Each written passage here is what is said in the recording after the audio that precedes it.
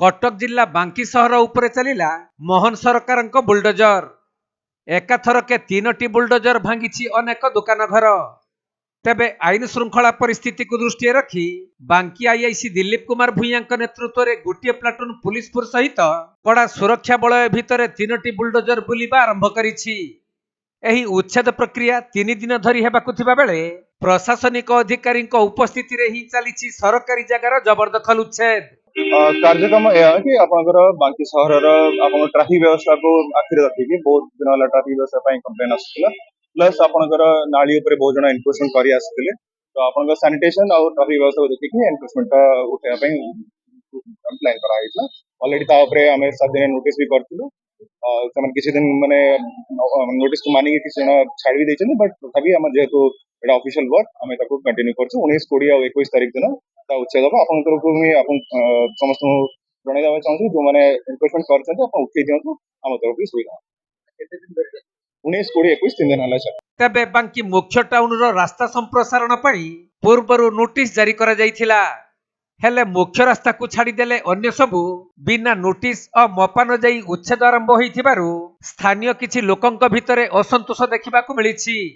नै जबरदखल उच्छेद हेउ एटाको हमें स्वागत करछु किंतु कहार प्राइवेट जगह माने घरोई जगह न जाऊ जेकोसी सरकारी जगह जी मारी निया जाऊ आम स्वागत करूँ किसी असुविधा नहीं किंतु जो मानक मारी पर्सनाल नोटिस करा जाऊ नोटिस करा जाई तमे एतिक मारी तमर एठू जीव तांको बुझे दिया जाऊ तापर भंगारुजा करा जाऊ बुझियो कौन नोटिस हैनी सर्वसाधारण नोटिस होइतिला जो माने ड्रेन ऊपर मारी किन अछंती सेई गुराक खाली करा जाऊ।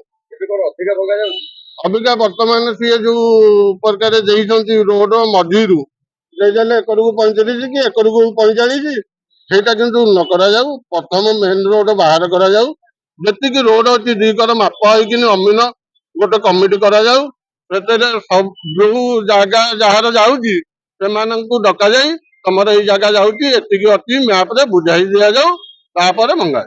तेबे बांकी नृसिंह छक ठारू बांकी एनएसी रो मुख्य road college road medical road कचेरी रोड चाउल मार्केट और मारवाड़ी पट्टी मुख्य रास्ता को संलग्न करुवा समस्त रोड को उच्छेद करा बोली माइक जुगे नोटिस करा जाई कहा जाइथिला।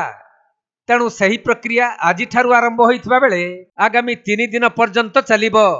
एही जबरदखल उच्छेद प्रक्रिया को साधारण रे स्वागत करा जाइछि।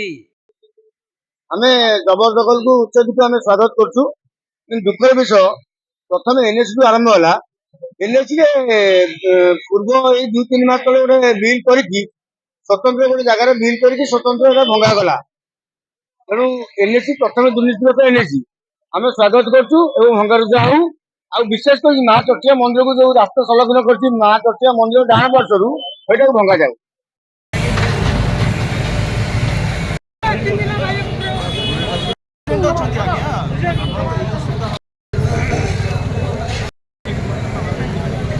कटक जिला प्रतिनिधि राजेश कुमार साहू रिपोर्ट कोणार्क लाइव।